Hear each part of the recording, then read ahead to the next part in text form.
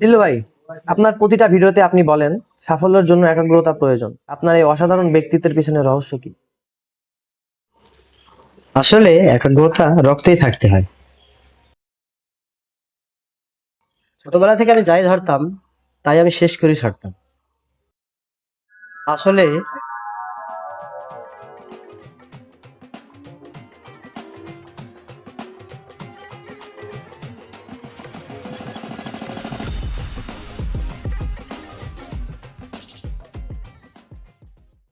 জিল্লু, বোর্ডে আয়, অঙ্কটা কর।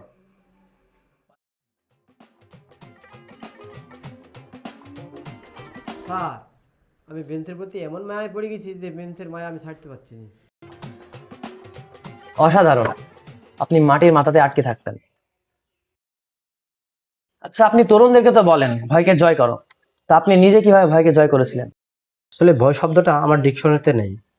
আমি এক বিশাল জনসভাকে একাই সামলে নিয়েছিলাম।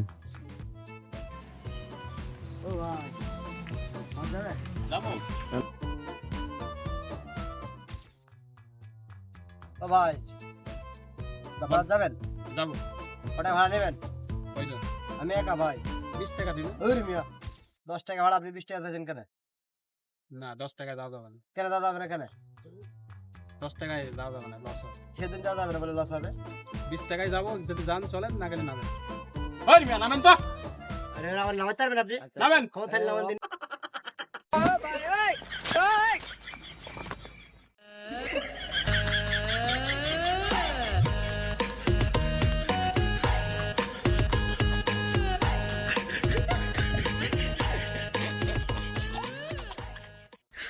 আমাকে একা পেয়ে ভয় দেখাচ্ছি?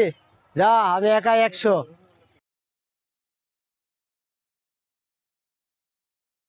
কি সাহস! আচ্ছা জিল্লু ভাই, ভালোবাসার মানুষদের জন্য আপনার পরামর্শ কি? আমি একবার একজনকে গোলাপ ফুল দিতে গিয়ে যে পরিমাণে পরিশ্রম করেছিলাম তা ভাবলেই আমার চোখে আপনার পানি চলে আসে।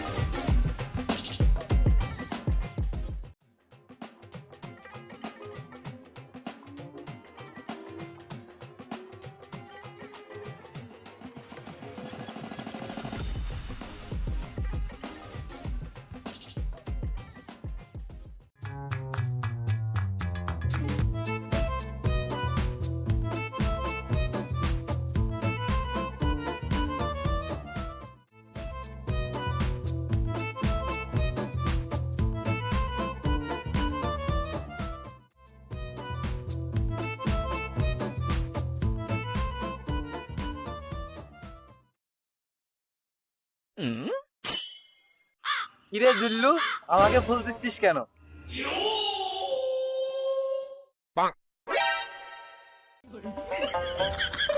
না মানে বুঝতে পারিনি।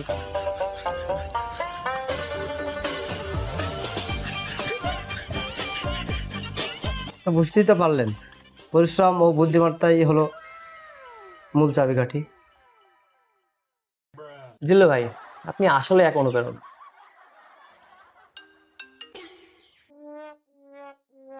হ্যাঁ বল। মুন্টু ভাই, আজকে অবশ্যই আমার ফুলটা নিয়ে আসবে।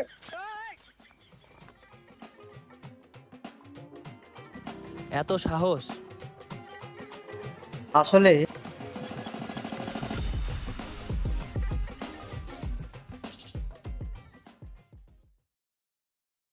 জিল্লু ভাই, আপনি আপনার ব্লগে বলেন লক্ষ্য স্থির থাকলে জগৎ আপনার হাতের মুঠোয়।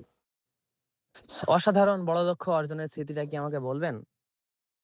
লক্ষ্য তো অর্জুন আর জিল্লু ছাড়া আর কেউই বোঝেনি ফাইম সাহেব।